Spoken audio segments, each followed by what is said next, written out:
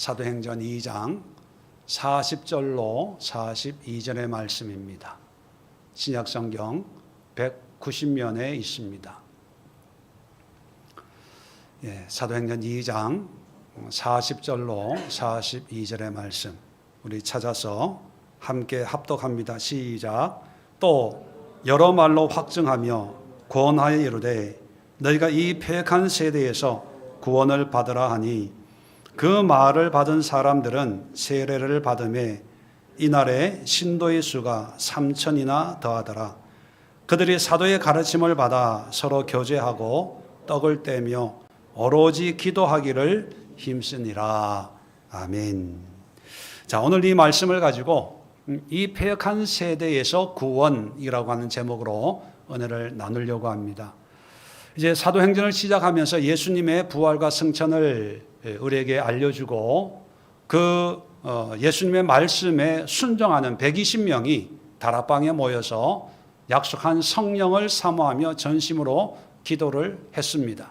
이제 오순절 명절에 성령의 역사가 나타나는데 방언으로 나타났죠.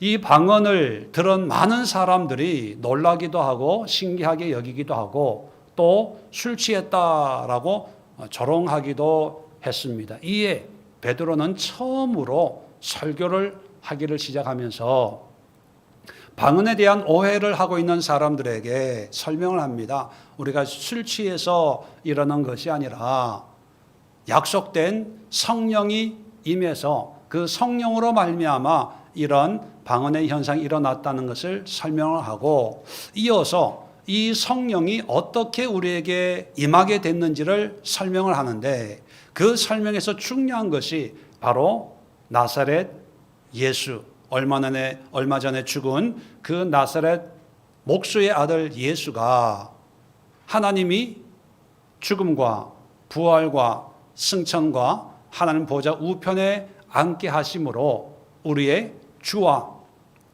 그리스도가 되게 하셨고 주와 그리스도가 된 이 예수님이 하나님으로부터 성령을 받아서 우리에게 전해 준 것이다 라는 것을 설명을 했습니다.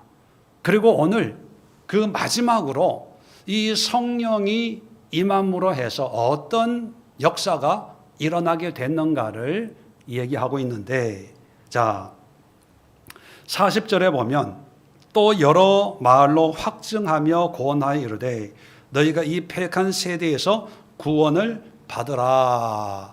자, 베드로 설교의 마지막이 뭡니까? 성령 받으라가 아니라 구원 받으라예요.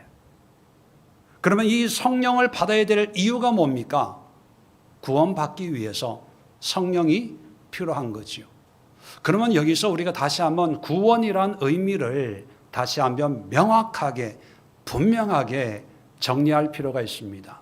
왜냐하면 많은 분들이 물론 우리 교회 안에는 그런 분들이 없습니다. 자세하게 가르쳤고 알고 있기 때문에.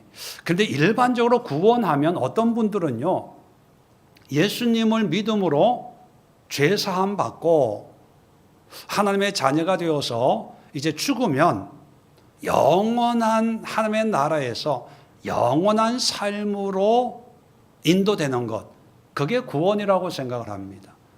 그래서 구원의 확신이 있습니까 없습니까? 라고 하는 그 의미를 내가 죽으면 천국 갑니까 안 갑니까? 이런 질문이라고 생각을 해서 어떤 분은 가봐야 알지요. 죽어봐야 알지요. 또 어떤 분들은 믿습니다. 나는 구원 받았습니다. 지금 죽어도 천국 갈 확신이 있습니다. 이런 의미로 이해하고 있는 분들이 없지 않아 많이 있습니다. 그런데 여러분, 구원은 그런 게 아닙니다.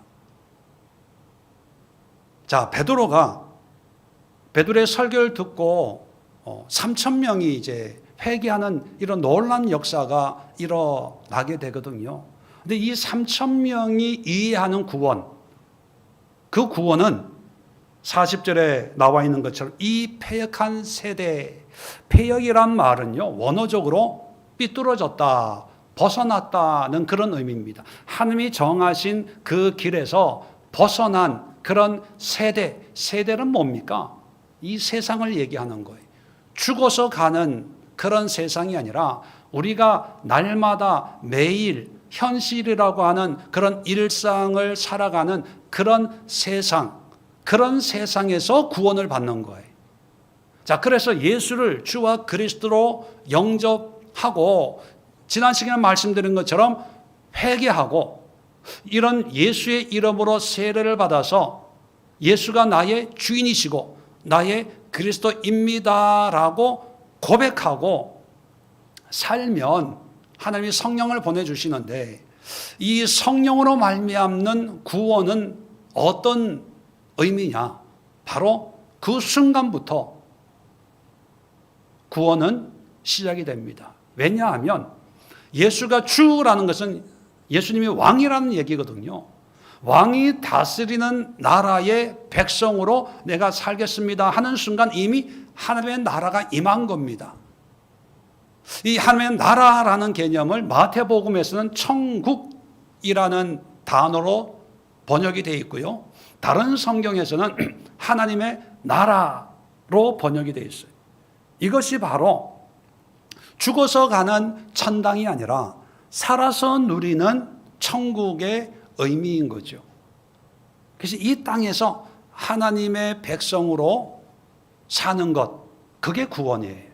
그런 구원을 주시려고 성령이 임하신 거고, 그런 구원을 베풀려고 예수님이 주와 그리스도가 되자마자 처음 한 일이 성령을 보내주시는 겁니다. 어떤 분들은 성령의 임함을 단지 은사적인 것, 병 고치고, 환상 보고, 분별하고, 기도를 뜨겁게 하고, 봤네, 들었네, 이런 어떤 성령의 은사적인, 사역적인 목적만을 생각을 하는데, 여러분, 성령은요, 그런 은사적인 역사를 충분히 활용을 하고, 또 그런 은사적인 일을 일으킵니다. 그런데 그 목적은 뭐냐? 그런 모든 은사적인 사역을 통해서 지금 살고 있는 우리의 일상에서 구원의 삶을 살도록 하는 것입니다. 이것이 성령의 유일한 의미이고 목적인 것입니다. 그렇다면 어떤 분들은 그런 생각을 하죠.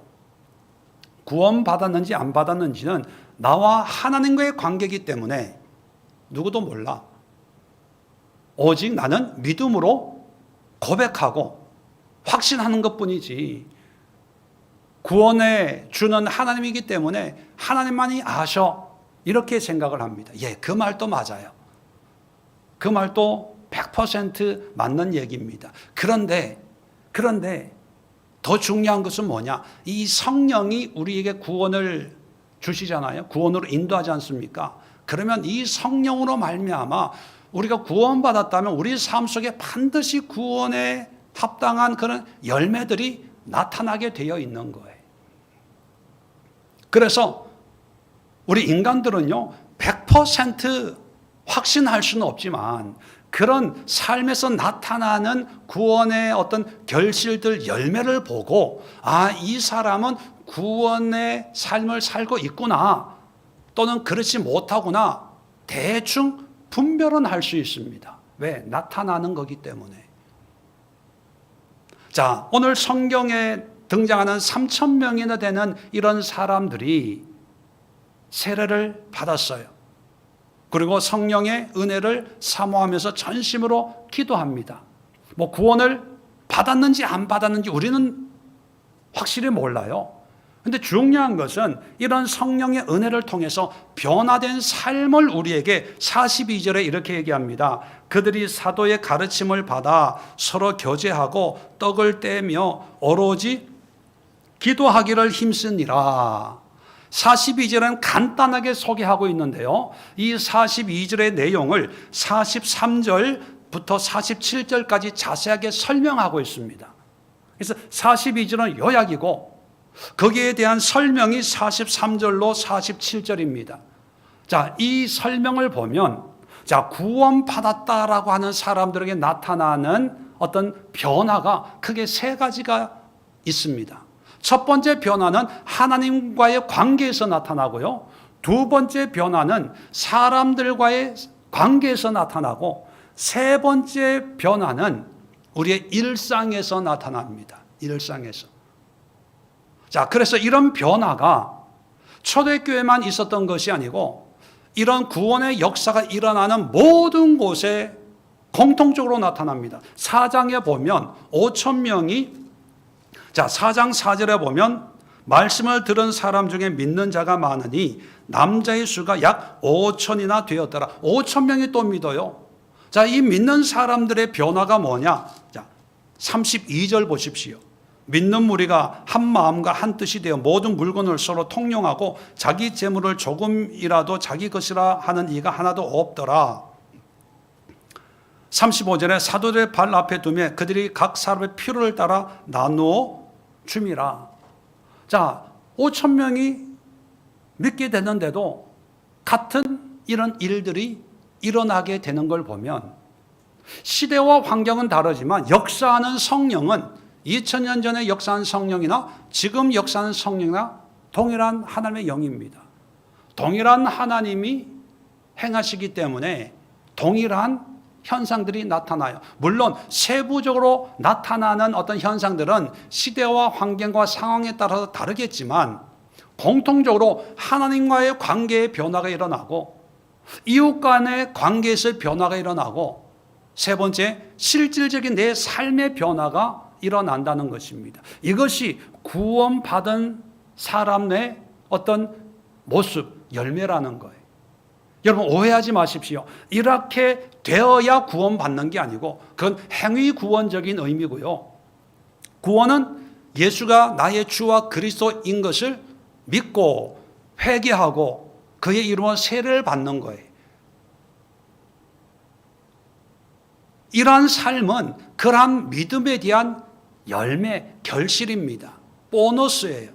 부수적인 그런 모습이지 이런 삶을 살아야만 구원받는 건 아닙니다.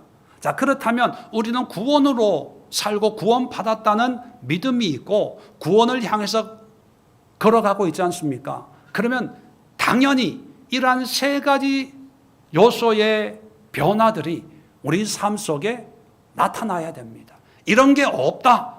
그러면 열심히 신앙생활하고 예배 드리고 주일을 성수하고 헌금하고 봉사하지만 죄송하지만 하나님과의 관계에는 큰 문제가 있다라고 진단할 수가 있는 거예요. 그러면 어떤 변화가 있어야 되냐? 자, 다시 오늘 본문으로 돌아가 보면 자, 42절에 보면 그들이 사도의 가르침을 받아, 사도의 가르침이라고 하는 것은 뭡니까? 사도들이 말해주는 어떤 교육적인 건데 사도들이 뭐에 대해서 얘기해 줄까요? 성령, 은사, 자기의 과거, 자기가 체험한 것 이런 걸 얘기할까요? 아니면 예수님에 대해서 얘기할까요? 당연히 예수님이죠. 예수님에 대해서 배우는 거예요. 자, 좀 더 43절 보면 사람마다 두려워하는데 사도들로 말미암아 기사와 표적이 많이 나타나니, 자, 이 말씀을 읽으면 이해하기가 쉽지가 않아요. 이게 도치법이라고 있죠, 여러분.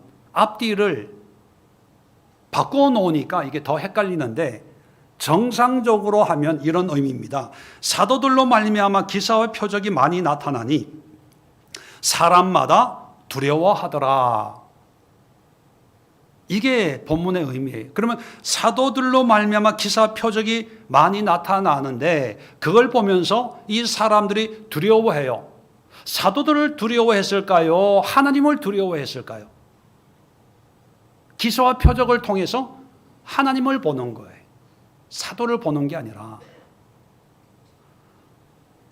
자, 46절에 보면 날마다 마음을 같이하여 성전에 모이기를 힘쓰고, 자, 우리가 읽을 때는요 아무 감흥이 없어요. 성전에 모이기를 힘쓰고 예배 드리러 갔나 보다. 근데 여러분 당시의 상황에서 성전에 간다는 것은요 목숨을 담보로 하는 일입니다. 왜냐하면 50일 전에 예수를 죽인 사람들이 대부분 누굽니까? 성전 지도자들이거든요. 이 성전 지도자들이 예수를 이단의 괴수라고 죄목을 씌워서 십자가 처형을 했는데 그 예수를 추종하는 무리들이 성전에 나타났어요. 가만두겠습니까? 그리고 이 제자들도 이 사람들도 이런 사실을 너무나 잘 알고 있죠. 알고 있으면서도 사자굴에 제 발로 들어가는 것처럼 섭을 지고 불 속에 들어가는 것처럼 왜 성전 지도자들이 눈에 불을 켜고 노리고 있는 걸 알면서도 왜 갔을까요? 당시에는 아직 교회라고 하는 어떤 그런 새로운 공동체의 개념이 아직 없다 보니까 하나님 하면 제일 먼저 생각나는 게 성전이에요. 성전은 하나님의 집, 하나님이 계신 곳. 자, 이게 그 당시 유대인들의 일반적인 생각이었기 때문에 나에게 구원을 주신 하나님을 만나려면 어디로 가야 됩니까? 성전 가야 돼요. 성전으로. 성전으로 가려면 여러 가지 희생해야 될 것이 너무나 많은 거예요. 위협과 두려움과 손해와 어떤 예기치 못할 조롱과 비난과 뭐 여러 가지 것들. 이런 사람들이 성전에 갔는데 성전에 있는 사람들이 예쁘게 이들을 봤겠습니까? 돌을 던지기도 하고 욕도 하고 이단이다라고 조롱도 하고 뭐 별별 일이 다 있었겠지요.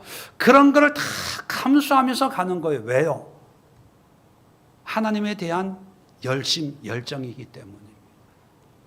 하나님이 계신 곳이기 때문에 내가 돌 맞아도 괜찮아.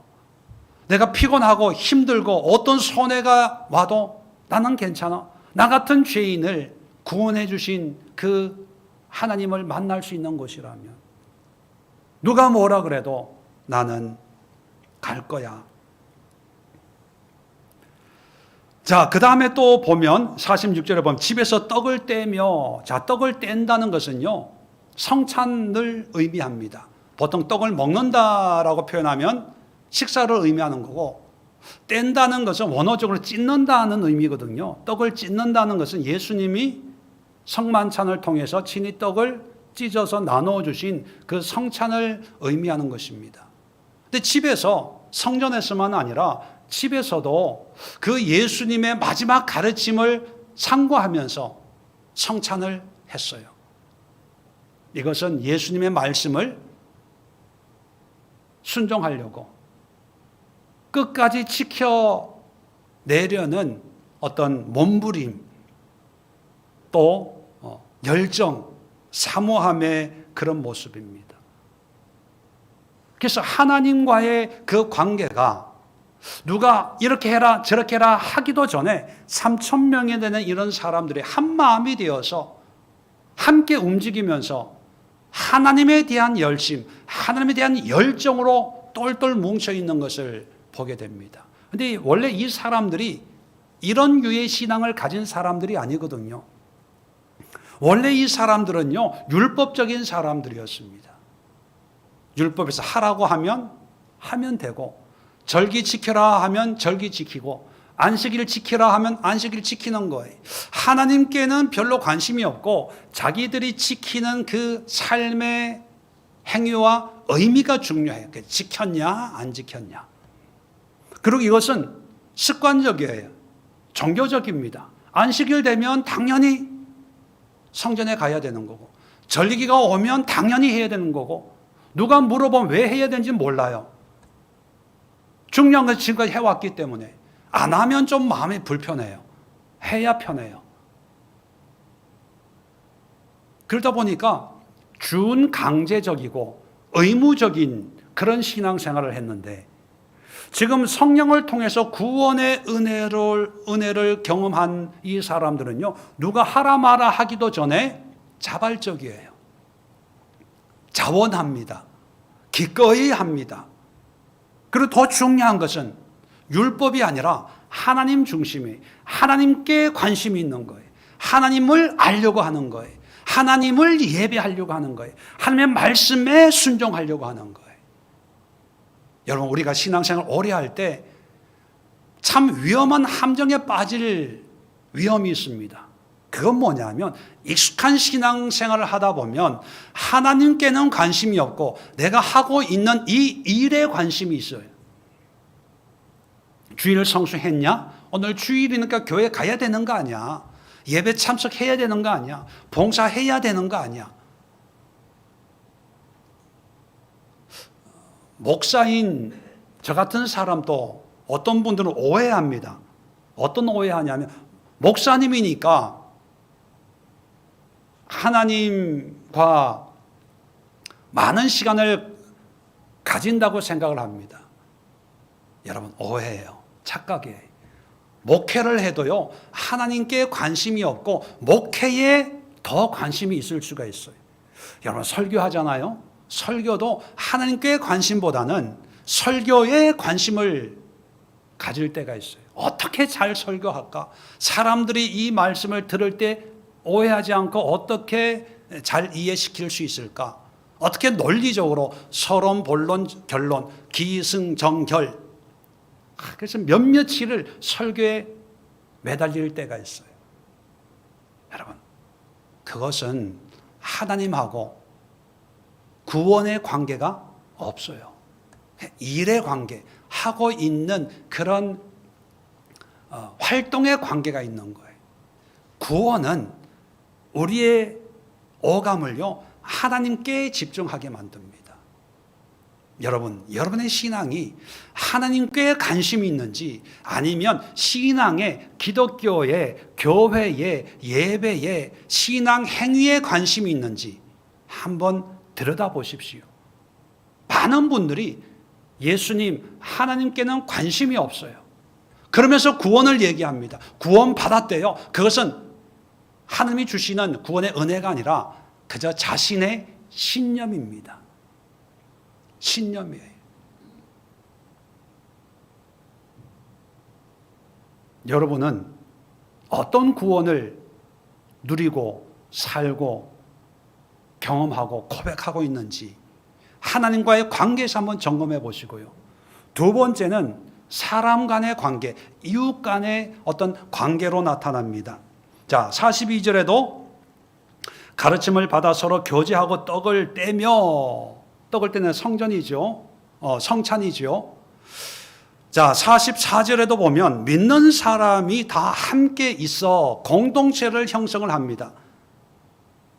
그리고 물건을 서로 통용하고 또 필요를 따라 나눠주고, 또 46절에 보면 집에서 떡을 떼며, 아까도 설명했지만 성찬을 얘기합니다. 그런데 여기서 중요한 게 집에서라는 단어예요. 우리 한글 성경 번역에는 이 의미가 그냥 장소적인 의미로 바뀌어 버렸어요. 근데 원어적인 의미는요, 원어에는 카타, 오이콘, 오이콘이 집이에요. 카타는 전치사입니다. 그래서 우리 번역엔 집에서 성찬했다, 이 정도의 의미밖에 안 되는데, 원래 이 카타 오이콘이라는 말은요, 제가 다른 성경 번역을 몇 가지를 소개해 드리겠습니다. 새 번역이라고 있어요. 새 번역. 새 번역에는 집집이 돌아가며 성찬을 했다, 이렇게 번역을 하고 있고요. 우리말 성경 집집마다 빵을 떼며, 이렇게 번역을 했어요.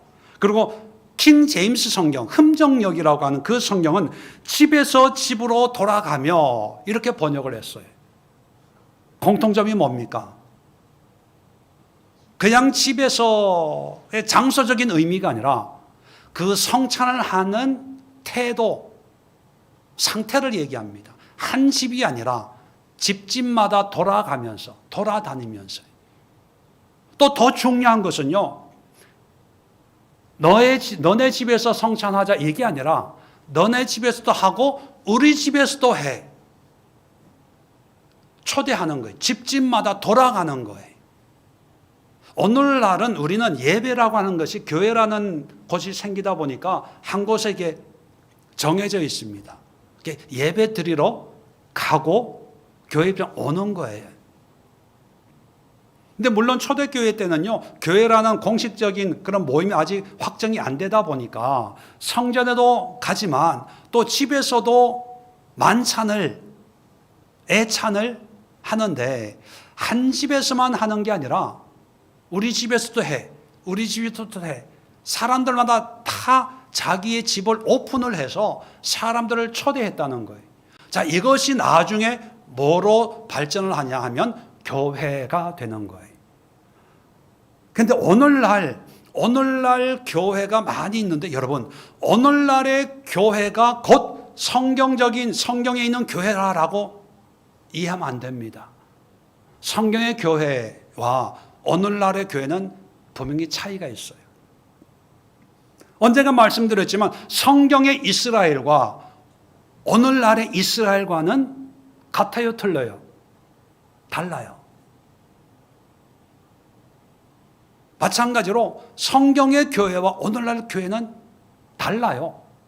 물론 같은 공통 요소를 가지고 공유하고 있지만 많은 부분에서 달라진 거예요. 물론 이게 시간이 흐르면서 어쩔 수 없는 부분도 있고 환경과 상황과 시대가 다르기 때문에 어쩔 수 없는 부분도 있지만 다르다는 사실을 기억을 해야 됩니다.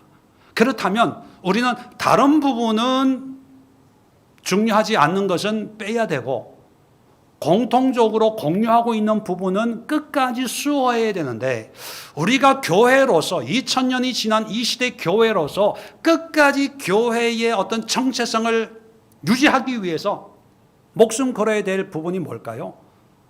물론 하나님과의 관계는 이건 뭐 두말할 나위가 없고 지금 사람과의 관계, 이웃과의 관계에서 얘기하는 겁니다. 이웃 간의 관계에서 교회의 근본적인 본질, 그건 뭐냐면 두 가지입니다. 첫 번째는 연대감이에요. 연대. 다 함께 있어. 연대. 두 번째는요, 환대입니다. 환대. 물건을 서로 통용하고 필요를 따라 나눠주고 집에서 떡을 떼고 환대. 연대는 여러분 하나가 되는 거예요. 서로 일률적이 되는 게 아니라 지체가 되는 거죠. 각자의 역할을 서로 책임감 있게 함으로써 온전한 공동체가 되는 어떤 공동체로서의 어떤 하나됨이 연대라면 환대는 뭡니까? 서로 섬기는 거예요. 선한 사마리아인의 비유처럼 환난당하고 강도 맞고 상처받은 사람들을 주막에 모시고 가서 먹이고 재우고 회복시키는 거예요. 그래서 영어로 환대라는 말이 hospitality라는 말을 씁니다. 이 말에서 hospital, 병원, 치유라는 단어가 나온 거죠. 같은 단어의 뿌리를 공유하고 있습니다. 아픈 사람, 외로운 사람 위로해 주는 거죠. 경제적으로 어려운 사람 도와주는 거죠. 사랑이 필요한 사람들에게 사랑을 주는 그것이 바로 교회예요.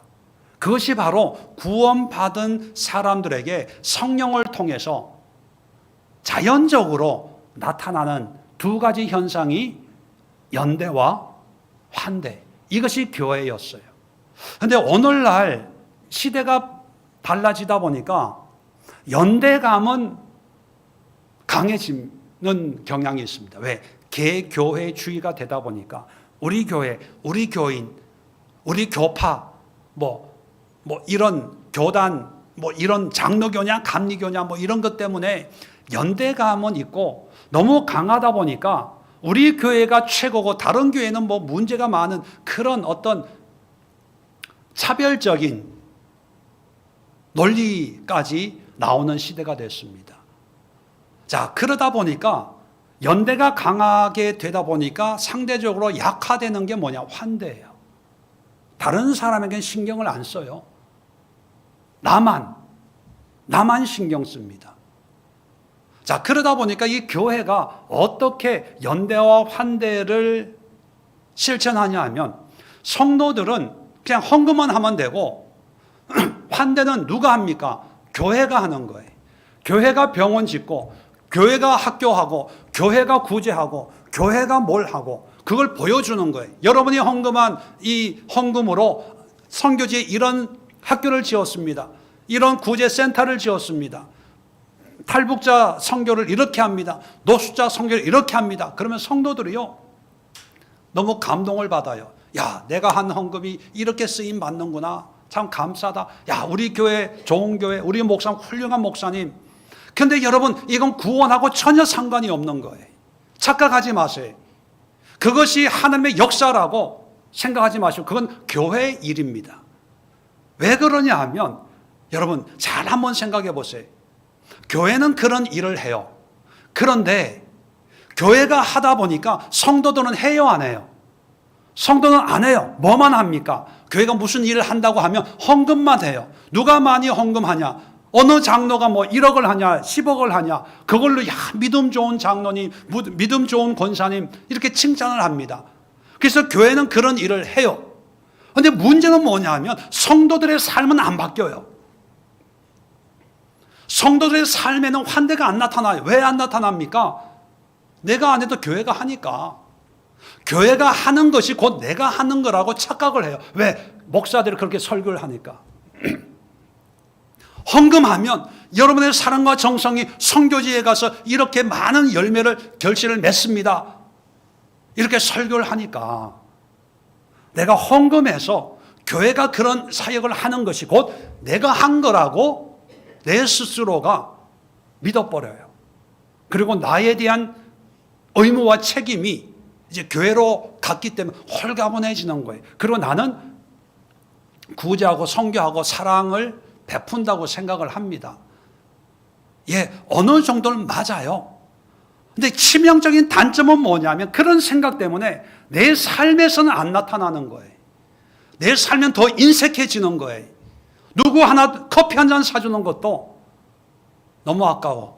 이 사람한테 커피 사줄 거 교회 헌금해야 되는데 헌금하면 선교지에 뭐 공 못한 아이들을 몇 명을 한 달을 먹일 수 있는데 내가 왜 이 사람한테 밥을 사죠? 이런 생각을 하는 거예요. 여러분 이거 무서운 거예요. 무서운 거. 여러분 교회가 할 일은 교회가 해야 돼요. 교회가 해요. 그런데 그거와 상관없이 성도들이 연대와 환대를 실천을 해야 돼요. 성경에도 보면 마게도니아 교회가 예루살렘 교회가 흉년이 들었을 때 연보를 모아서 연보를 해요. 근데 교회가 연보했다고 성도들은 이런 삶을 안 삽니까? 아니에요. 성도들은 성도들대로 나누고 베풀고 섬겨요. 그래서 사람들로부터 칭찬을 받고 인정을 받고 로마 제국에서 몇 년 안 가서 이 기독교라는 종교는 사라질 거야 혼장담을 했었습니다. 근데 2000년이 지난 동안 사라지지 않잖아요. 그런 생명력은 어디에서 나옵니까? 교회라고 하는 공동체에서 나오는 게 아니에요. 교회를 구성하고 있는 진정한 교회, 환대와 연대를 통해서 하나님의 선한 사역, 그리고 하나님의 구원의 삶을 살려고 애쓰는 성도들의 삶을 통해서 지금까지 이어진 겁니다. 교회는요, 세워졌다가 문 닫고, 교회는 없어지고 생겨나고 해요. 여러분, 교회를 믿지 마세요. 교회는 없어질 수도 있고, 타락할 수도 있고, 문제가 많을 수도 있어요. 그런데 하나님의 성령은 교회에 모이는 성도들의 삶을 통해서 이웃을 사랑하고 섬기고 열린 마음으로 구원의 삶을 살라고 이 패역한 세대의 구원을 허락해 주셨는데 오늘날 보면 참 성도들의 마음이 점점 닫힙니다. 그리고 조금 열려 있는 게 그저 하나님 일을 한다면, 교회 일이라면, 선교라면, 구제라면, 뭐 전도한다면 조금 그나마 그것도 내가 내 마음대로 쓰고 있는 그런 거에 비해서 정말 일부분을 생색내는 것처럼 마음의 부담 좀 덜어내는 것처럼 그렇게 하고 너무 하나님께도 인색한, 하나님께도 열려있지 않고 이웃들에게도 열려있지 않는 그런 삶으로 교회 신앙생활을 열심히 하면서 구원의 확신을 주장하고 있는 것, 여러분 이거 잘못돼도 너무 잘못되어 있는 그런 모습이라는 것을 여러분 기억하시고, 여러분이 가진 구원에 과연 나의 연대, 나의 공동체는 어디 있냐? 필요할 때 찾아가는, 내가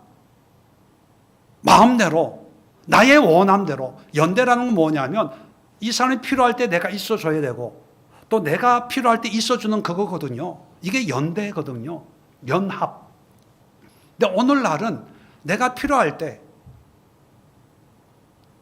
나의 어떤 요구가 있을 때 가기만 하면 되는 곳, 그건 연대가 아닙니다.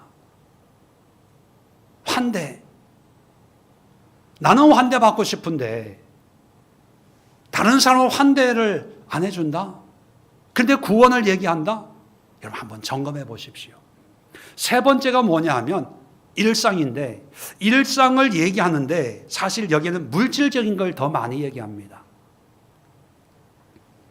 44절에 보면 물건을 서로 통용하고 45절에 각 사람의 필요를 따라 나눠주고, 또 아까 4장에도 살펴봤지만 자기의 재산을 팔아서 사도들 발 앞에 갖다 놓고, 자 이런 걸 얘기하면 마치 공산주의 사회에 비슷하게 생각을 합니다. 뭐 부자나 가난한 사람 없이 그냥 교회는 다 같이 쓰고 먹고 뭐 하는 것. 오늘날 일부 어떤 신앙 공동체에서도 이런 모습을 이제 본받아 가지고 이걸 시도하려고 하는 그런 공동체도 없지 않아 있습니다. 그리고 중세 때는 수도원이 이런 모습이었어. 같이 일하고 생산해서. 근데 여러분, 이런 성령의 이런 역사를 이념적으로 어떤 사상적으로 해석하는 게 아니고, 이러한 현상이 나타나는 근본적인 이유가 뭔가를 우리가 이해를 해야 됩니다. 그것은 뭐냐면 물질을 얘기하는 것은요, 물질이 우리의 일상에 가장 큰 영향을 미치는 존재이기 때문에 이 물질을 하나의 예로 드는 거예요.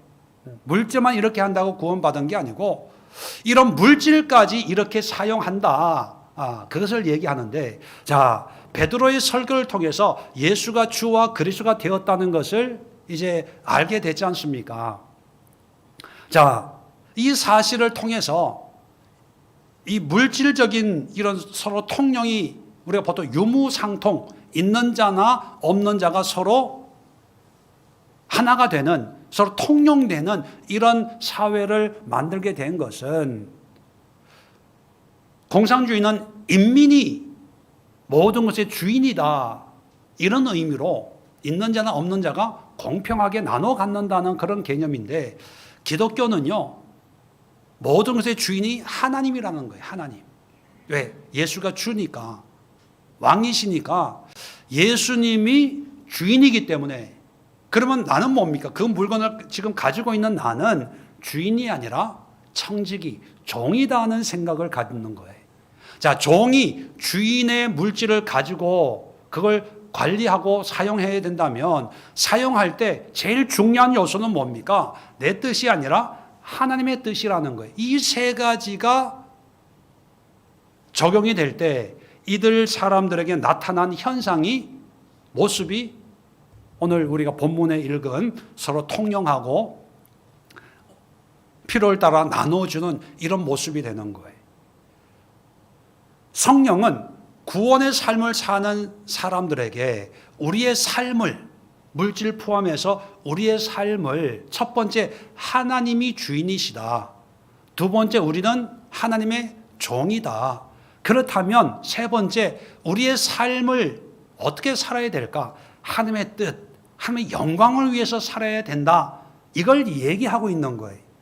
그러한 이야기에 한 예를 물질을 들어서 물질의 주인이 하나님이고 물질의 청지기로서 하나님이 어려운 사람들이 있을 때 팔아서 쓰게 하시고 성령의 감동으로 돕게 하시고 성령의 인도하심으로 그 물질의 어떤 일부분을 기꺼이 헌납하는 드리는 그런 모습을 우리에게 보여주고 있는 것이지 모든 교회 공동체는 무조건 사유재산 없고 모두 팔아가지고 가난한 사람 다 도와줘야 돼. 이것이 초대교회의 교회 모습이어서라고 하는 어떤 체제적인 조직적인 의미를 우리에게 알려주는 게 아니라는 겁니다. 성령께서 예수가 주요 그리스도인 것을 깨닫게 될 때 자발적으로 자원해서 이런 일들이 일어났지 모든 사회, 모든 곳에 동일하게 반드시 이런 물질적인 문제가 이런 모습으로 나타나야 된다 하는 것은 아닙니다. 왜냐하면 초대교회에 몇 군데 이런 일이 일어났지 기독교 역사를 보면 항상 이런 일이 일어난 건 아니거든요. 여러분, 한국교회, 초대 한국교회도 성령의 은혜로 몇몇 교회, 몇몇 사람들 이런 은혜가 일어났어요. 자기 재산을 다 팔아서 교회 주고 뭐 땅도 헌납하고 뭐 그런 간증 이런 걸 많이 우리 듣지 않습니까? 그런데 우리가 이런 일을 볼 때 야, 그 장로님 믿음 좋다 이렇게 생각하면 안 돼요.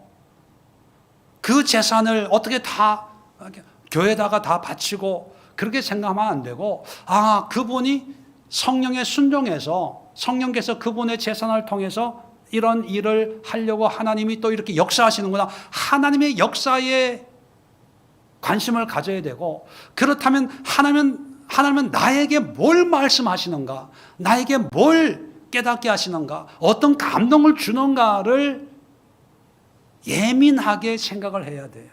우리는 무조건 물질 문제가 나오면 난 돈 없어, 가난해, 내가 쓰기도 없는데 뭐 할 게 뭐가 있어, 하나님 축복해 주시면 사업 잘 되게 하면 내가 선교도 하고 뭘 하겠습니다. 이런 게 기본 상식 깔려 있어요. 왜냐하면 성령이 없기 때문에.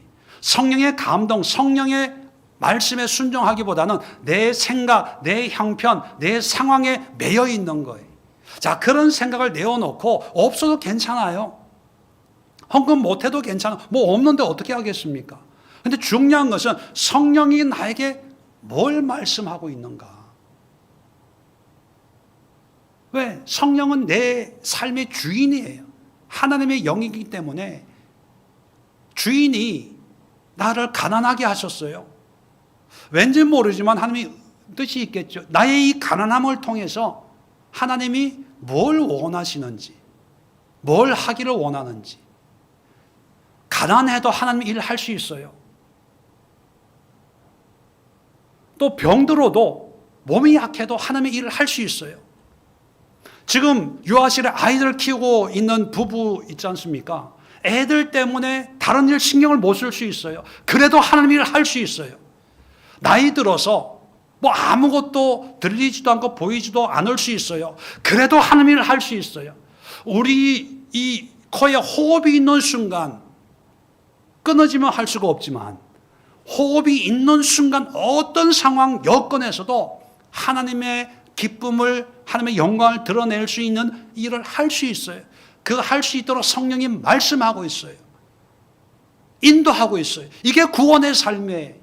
구원받은 자는 당연히 성령이 그렇게 인도하고 있는데 우리는 입으로는 구원받았다고 얘기하지만 우리의 마음과 생각으로는 난 아파, 그래서 못해. 나는 바빠, 그래서 못해. 애 키우기 때문에 시간이 없어, 못해. 나는 나이가 들어서 못해. 나는 돈이 없어, 못해. 나는 많이 배우지 못해서 못해. 다 못해. 그래서 못해 신앙이 그렇게 많은 거예요. 여러분, 결론적으로 말씀을 정리하고 마치겠습니다. 지금 베드로는 방언을 통해서 놀라는 사람들에게 방언을 주신 성령이 우리에게 임했는데, 이 성령은 예수님이 우리에게 준 거야. 우리의 주와 그리스도가 되신 이 예수님이 성령을 우리에게 주어서 방언 이게 중요한 게 아니라 이 너희들의 삶 속에서 구원을 살도록 예수님이 우리에게 성령을 보내준 거야. 그게 설교예요. 설교의 내용은 간단합니다. 그럼 이 설교를 들은 사람들이 세례도 받고 기도도 해서 성령의 인도함을 받는데, 이 성령 인도함 받는 게 바로 구원의 삶이에요. 이 구원의 삶이 보여주는 게 세 가지. 첫 번째, 하나님께 관심을 두는 거예요. 여러분, 하나님께 좀 관심을 둬보세요. 내 인생에, 내 삶에 너무 관심 가지고, 주식에 너무 관심 가지고, 세상 살이에 너무 관심 가지고, 애 키우는데 너무 관심 가지고, 돈 버는데 너무 관심 가지고, 내 자식에게 너무 관심 가지고, 물론 관심 가져야 되죠. 그런데 하나님께 관심 가져보세요. 그러면 하나님이 성령을 통해서 지혜를 주세요. 지혜를. 두 번째, 구원받았다고 해서 나는 죽으면 천국 갈 거야, 이것만 생각하지 말고, 구원받았으면 이제 영원한 삶이 보장되어 있잖아요. 그러면 이웃에, 주변 사람들에게 관심 좀 가지세요. 어떤 분들은 그런 얘기합니다. 목사님, 우리 교회는 왜 전도 안 해요? 우리 교회는 왜 구제 안 해요? 우리 교회는 왜 선교 안 해요? 다른 교회는 뭐 이렇게 하는데. 예, 물론 해야 되죠. 그런데 그렇게 얘기하는 분들은요, 크게 오해하고 있는 거예요. 성경 어디에도 교회가 이렇게 하라는 얘기는 없고요. 다 너희가 이렇게 하라는 거예요. 너희가. 교회가 그렇게 해버리면요, 말씀드린 것처럼 잘못된 만족에 빠지게 해요. 우리 교회 좋은 교회, 우리 목사님 훌륭한 목사님, 우리 교회 이런 일도 하고 이런 일도 하고 이런 일도 하고. 그래서 결론적으로는요, 사람은 안 바뀌어요. 여러분이 하셔야 돼요. 여러분. 카타 오이콘. 요즘엔 집에, 저는 신방을 그래서 불편해요. 왜? 집에 가는 게 이제 불편한 시대가 되어버렸어요. 오지도 않고 가지도 않고. 그래서 저는 집을 지으면서 하나 원칙을 정했습니다. 누구든지 우리 집에 올 수 있게 집을 개방하자. 환대.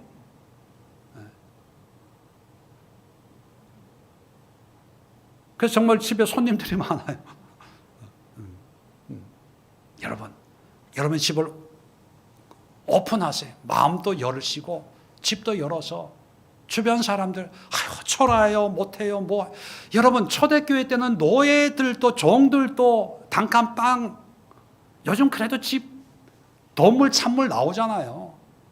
아유, 누추해요 했는데 가보니까 그 엘리베이터 있더라고요. 우리 집에 엘리베이터가 없어요. 여러분, 마음, 구원의 기쁨과 감사가 있으면, 뭐 전도하기 위한 어떤 계산으로 사람들을 초대하는 게 아니라 그냥 구원받은 그 감사와 감격으로 지나가는 사람 붙들고 커피, 뭐 음식 뭐 이렇게 하는 거예요. 연대와 환대. 뭐 연대에 대해서는 여러분 잘 아시기 때문에 따로 설명을 안 드렸지만, 이 연대도 중요합니다. 여러분, 필요할 때만 찾아오는 교회 만들지 마세요.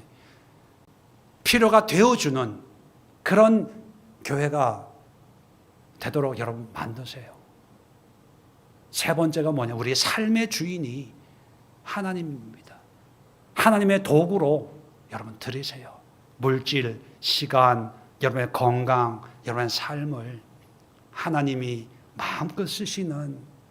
그래서 어려운 사람들, 고난당하는 사람들의 친구가 되어주고 그들과 함께 하는 그런 삶이 될 때, 그게 구원에 합당한 삶이고 구원으로 말미암는 그런 삶의 모습이지, 날마다 교회에서 기도하고 말만 열면 예수 예수, 하나님 성경 몇 장 몇 절, 근데 그 삶에는 이런 게 안 나타난다.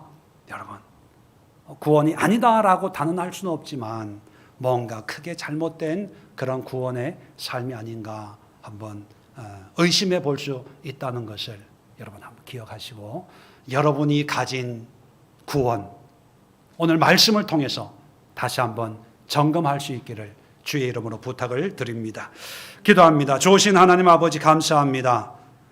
베드로는 설교의 마지막을 이 폐역한 세대에서 구원을 받으라라는 것으로 설교를 마쳤고